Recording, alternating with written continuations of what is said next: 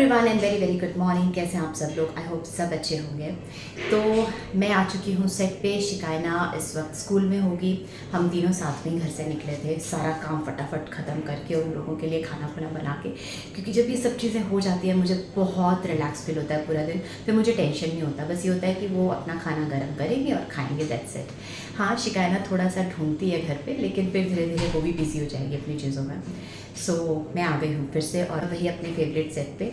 जी हाँ, कुंडी भाग्य के सेट पे। लेकिन अभी ना मैं बैठी हुई थी तो मुझे वैसे ही याद आ रहा था कि काफ़ी सारी ऐसी चीज़ें जो मेरे लिए बहुत बड़ा चेंज ओवर रही हैं, वो इस सेट ने मुझे दी हैं। जैसे कि आपको शो के बारे में तो पता ही हो, मैं बार बार बोल चुकी हूँ कि कितना बड़ा शो रहा है ये मेरे लिए।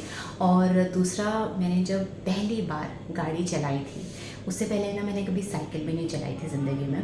तो जब मैंने पहली बार कार चलाना सीखी थी, और मुझे हार्डली 10 दिन हुए थे शायद, और वो भी बहुत मुश्किल से गाड़ी चलाना मैं सीख रही थी। हार्डली 10 दिन, और बारिशों का टाइम था, मुझे अच्छे से याद है। और मैंने सोचा कि, और मेरा पहले दिन का शूट था यहाँ पर, मैंने सोचा कि आज मैं गाड़ी लेकर जाती हूँ। लेकिन जैसे ही मैं गाड़ी में बैठी, बिना ट्रेनर के जब आप गाड़ी में बैठते हो तो आपके हाथ पाँव कांपने लग जाते हैं, और I was shivering like anything. सच में मैं बहुत बुरी तरह से कांप रही थी, और मेरी टांगें तो बिल्कुल तर कांप रही थी। तो फिर मैं गाड़ी से उतर गई, और मैंने सोचा नहीं नहीं नहीं, अभी नहीं चला सकती। और क्योंकि ये जो सेट है ये अंधेरी से बहुत दूर है, उस वक्त मैं अंधेरी में रहती थी, तो मुझे लगा यार कैसे, और मुंबई का ट्रैफिक आपको पता है किस तरह का है। लेकिन फिर मैं दोबारा बैठी, और मैंने सोचा कि नहीं, अगर आज भी मैं गाड़ी नहीं चला पाई तो मैं नहीं चला पाऊँगी।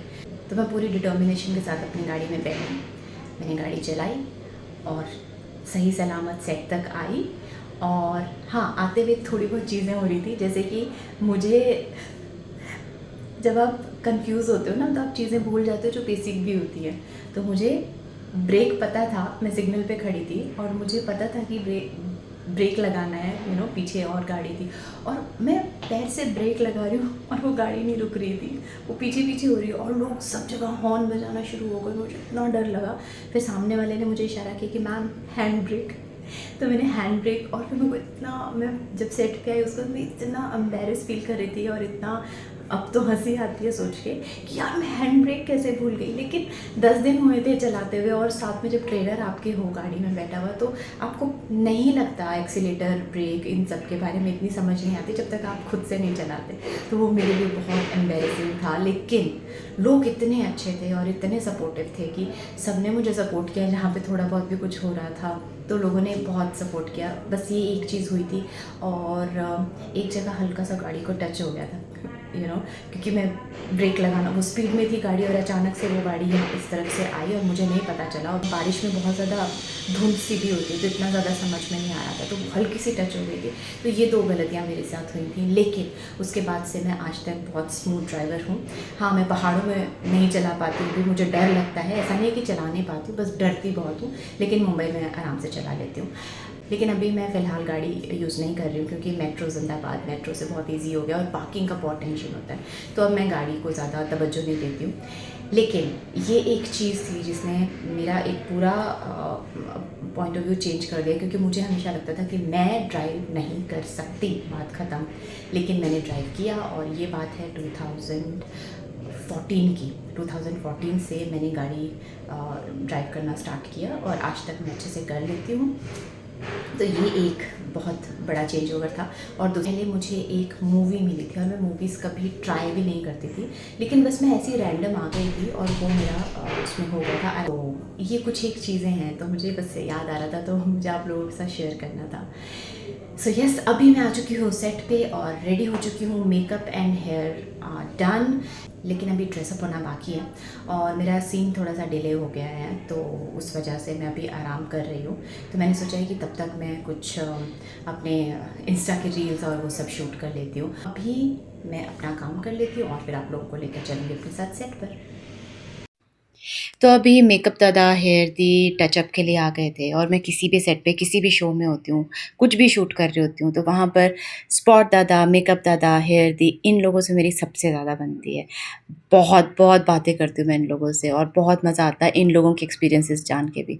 क्योंकि जितने एक्टर्स होते हैं, स्टार्स होते हैं, इनके बारे में तो सबको पता होता है, लेकिन इन लोगों के बारे में किसी को नहीं पता होता और जब मुझे पता चलता है ना ये लोग कितना स्ट्रगल करते हैं और किस तरह से चीज़ों को हैंडल करते हैं, फिर भी हँसते हैं, खुश रहते हैं, हम लोगों से पहले सेट पे आ जाते हैं।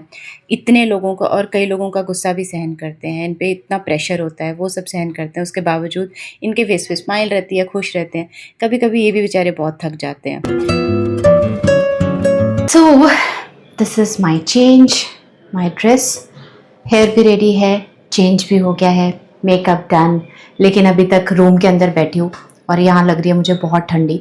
एसी नहीं चलाया है फिर भी मुझे ठंडी लग रही है, तो मैं सोच रही हूँ कि थोड़ी देर बाहर जाते हैं और धूप का मज़ा लेते हैं।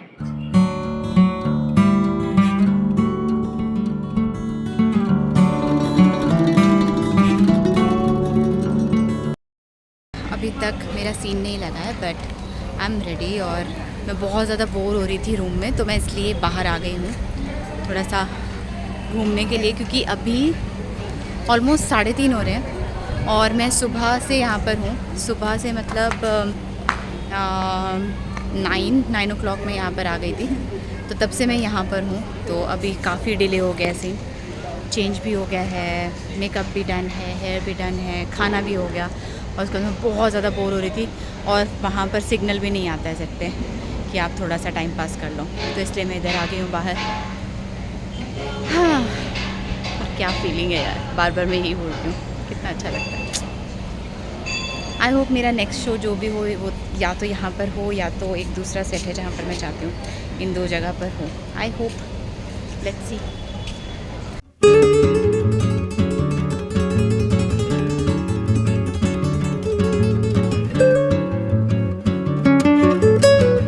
तो फाइनली अब शूट स्टार्ट हो गया है और अब मुझे बिल्कुल भी टाइम नहीं मिलेगा ना बैठने का ना कुछ शूट करने का, तो इस ब्लॉग को मैं यहीं एंड करती हूँ और आप लोगों से मिलती हूँ नेक्स्ट ब्लॉग में। तब तक के लिए रखिए अपना ढेर सारा ख्याल। Bye bye everyone, take care.